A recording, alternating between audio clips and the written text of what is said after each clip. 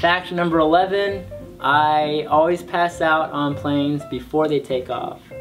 I don't know why. I think it's just because I'm bored, and you know, you're waiting like 15 minutes, you know, you're just kind of like docked on the, what do you call it, the driveway, and it's not a driveway, it's a plane thing, the airstrip, yeah, that thing. It's just boring, I don't know, you can't do anything on your phone, they tell you to turn it off, and you're just gonna be like looking at the person next to you, there's small talk, but it's like not real talking, and it's like, well, what are you doing? I don't know, what do you work? Oh, I don't know, and it's like weird conversation, I hate that.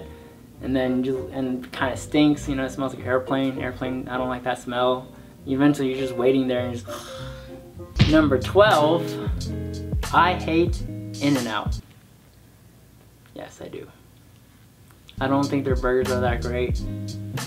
I don't think they stand out. Like, fresh beef, never frozen, I don't know, I can't taste the difference. Their french fries are fucking terrible. Sorry, California, but it is not that great, in my opinion. I'd prefer McDonald's over In-N-Out.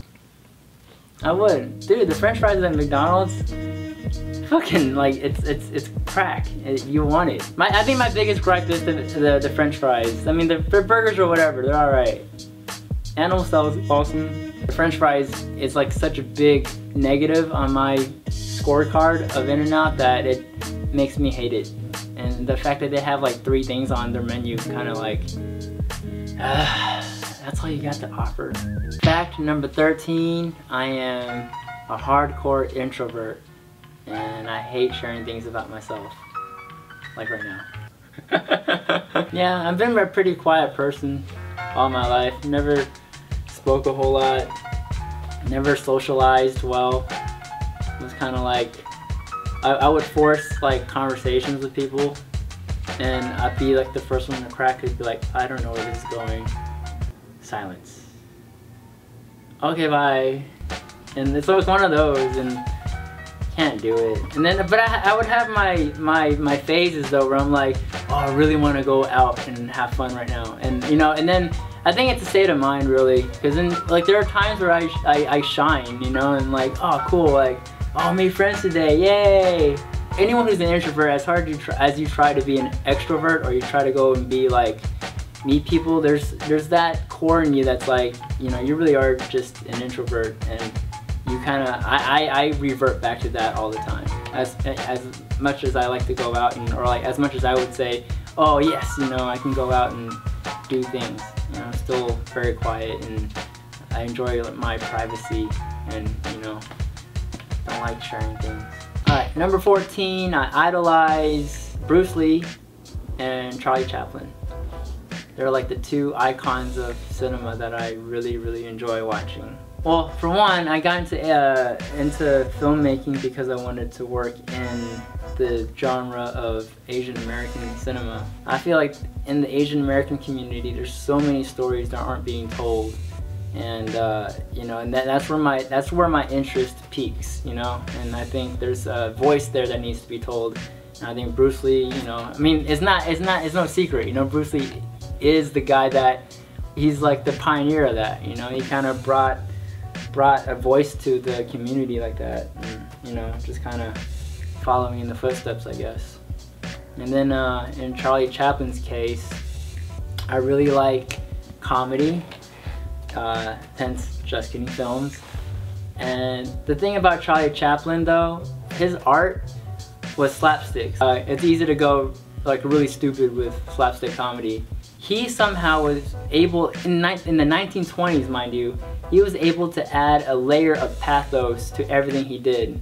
And everything he did, and even one of his movies called The Kid, he, in the very beginning, it's a silent film, so in the very beginning he had this little title card saying, oh, fuck, I forgot what it said, but it was something like along the lines of, this will make you laugh and it might even make you shed a tear, you know, something like that. I forget what it was exactly, but it really paints it to the fact that he created the genre, or the combination of comedy and drama in one film, a dramedy, and you know, he pioneered that, and I thought, man, that's genius, you know, you can't have sadness without happiness, you can't be happy about something without knowing the sadness, you know, it's like a fine balance, and he created that, you know, on film.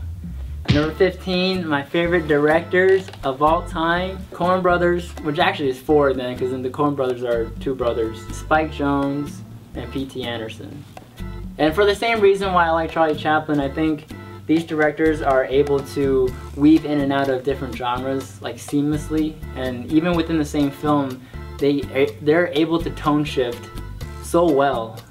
It's like a reflection of real life, you know, and I think that's something to be admirable, to admire about, because it's so hard to replicate real life. You know, there's so many complexities in life that it's so easy to overlook, you know, and it's so easy to do like the slapstick, or so easy to go extremes and be like shock value, you know. And these directors, though they do have shock value in their films, the core of all their films have this very human emotion, and I think that's what I appreciate about them the most. Fact number 16, I aspire to be a pitmaster. Always liked barbecue. Bart and Joe, ever since I met them, they brought out another like level of barbecue fondness in me. And we at one point we would go around like LA searching for the best barbecue, and we actually landed on one. We decided that Bloodstone's in Compton is the best barbecue out there in all of LA, and for the majority of the United States, I would say it's pretty fucking good. And they're not from Texas, so Bloodstone's pretty fucking good. Aside from eating, just like how I said I wanted to be a chef, I myself would love to replicate awesome ribs, and because of that, I spend a lot of time and money trying to make ribs.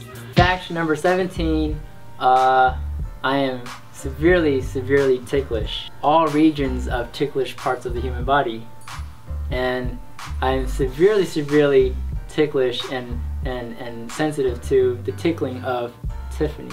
I don't know what she does, but the way she does this, it's like no one else can tickle me the way she does, and I like completely like go retard, and I'm like, oh fuck, you know, it's like crazy.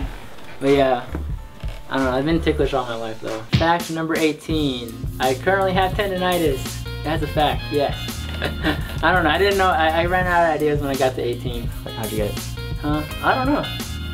It's just one day it started hurting, and then I thought, oh, it's bruised or something.